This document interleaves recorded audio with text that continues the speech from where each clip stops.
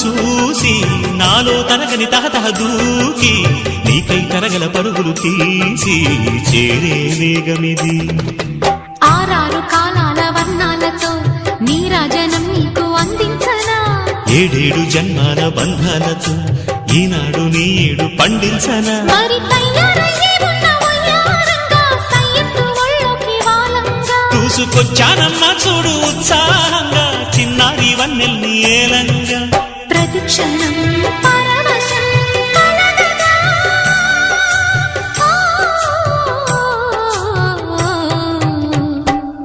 మనసా